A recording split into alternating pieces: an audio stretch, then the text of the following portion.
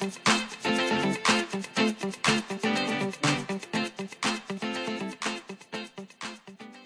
Glam Dolls, I'm here today to share with you all this gray smoky eyed look I achieved by using the LA Colors Matte Metallic Eyeshadow Palette. You want to see how I achieved this look? Just keep watching.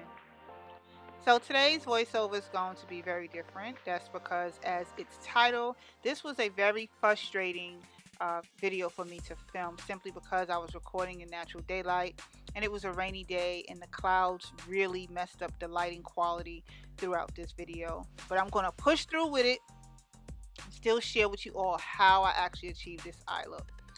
So as you see here, this is the matte metallic eyeshadow palette, which is by LA Colors. I was super excited to have it.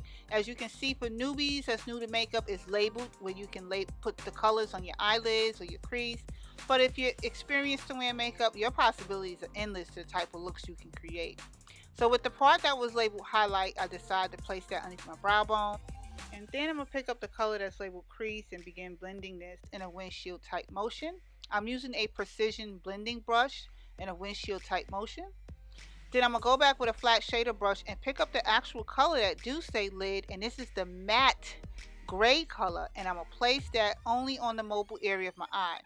And here is where it gets very frustrating doing the video because see this? Them clouds. Whew. So anyhow, I applied the lid color, took my foundation, and I'm using my facial blending brush, which is by e.l.f. Cosmetics, and I stippled my foundation, which is Lancome, all over the entire perimeter of my face. And here's where I began blending the foundation in to pull my whole look together.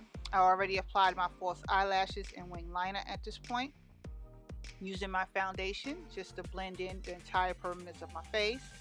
Once I do that, I'm then going to use the Maybelline Age Rewind Under Eye Concealer. Now, it's a concealer, however, I like using this as a highlight. I also like the fact that it comes with its own sponge tip applicator, which makes applying this that much easier and less messy. This has been getting a lot of rave reviews, and I can see why. Another thing is the Maybelline Superstay Foundation Stick. Well, I'm going to use it as a contour. The Age Rewind and this Superstay Stick have gotten a lot of rave reviews. The quality on these two products are insane. And I'm going to take my LA Colors Beauty Blender and just quickly blend out that contour and concealer. And I'm going to use some setting powder underneath the areas of my eyes just to make sure that concealer sets. And once I do that, I'm going to apply some highlight, which is by Wet n Wild, which is down in the description box below.